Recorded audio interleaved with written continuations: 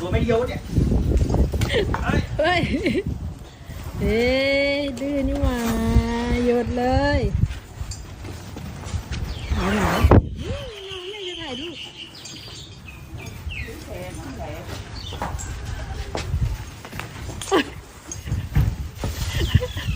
แฉมาเว้ยโดนย่าบ่นนะตีนะโอ๊ยเฮ้ยวันนี้อันนี้เมื่อกี้เขาดึงแล้วโขกหัวเขาตรงหน้าเอาเดียวมาดิ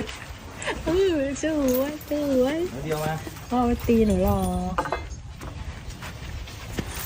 ไม่เลียวเลยเหรอเดียวเลยดู